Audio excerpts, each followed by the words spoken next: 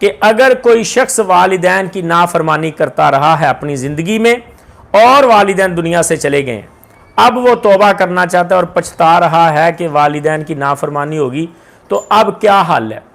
پہلی تو بات ہے کہ اللہ سے معافی مانگے، لیکن یہ حقوق العباد کا مسئلہ ہے، اور حقوق العباد کے بارے میں آپ کو پتہ ہے اصول یہ کہ صرف اللہ سے معافی مانگنا کافی نہیں ہوتا، بلکہ اس شخص سے بھی معافی مانگی جاتی ہے جس کے حقوق میں کمی ہوئی ہے۔ اور یاد رکھیں والدین کے حقوق حقوق العباد میں سے سب سے پہلے نمبر پہ آتے ہیں۔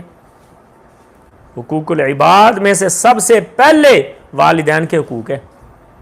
اگر کسی شخص سے کمی ہو گئی ہے اور والدین دنیا سے چلے گئے ہیں، اب اسے احساس ہو رہا کہ والدین کی فرما برداری نہیں کر سکا، حقوق ادا نہیں کر سکا، تو دو طریقے۔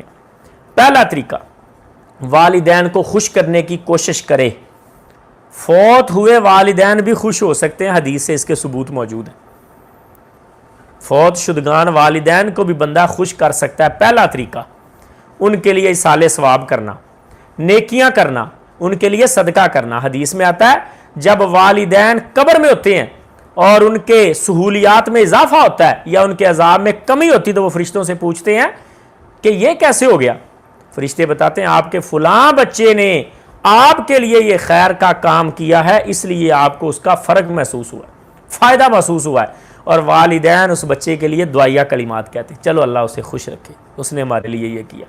پہلا حل کہ ایسے کام کرے جن سے والدین خوش ہوتے ہیں، ایصال ثواب کی صورت میں، نیکی کی صورت میں، صدقے کی صورت میں، اور والدین کے جو قریبی رشتہ دار ہیں، ماں کی بہنیں، بھائی، ان کے ساتھ اس نے سلوک کرے، والد کے بھائیوں کے ساتھ، والد کی بہنوں کے ساتھ اس نے سلوک کرے، ان کے دوست و احباب کے ساتھ اس نے سلوک کرے، ان کے بچوں کے ساتھ یعنی اپنے بہن بھائیوں کے ساتھ اس نے سلوک کرے، اس سے بھی وہ خوش ہوتے ہیں۔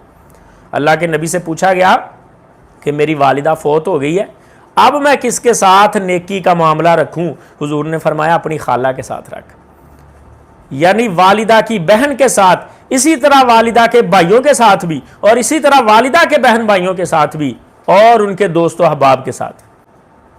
مسئلے کی سمجھ آگے ذرا صاحب؟ اور آخری بات، توبہ کریں، استغفار کریں۔ یہ تینوں چیزیں آپ کوشش کریں، اللہ رب العزت کے فضل سے ان کی ناراضگی اور اللہ کی ناراضگی دونوں ختم ہو جائیں۔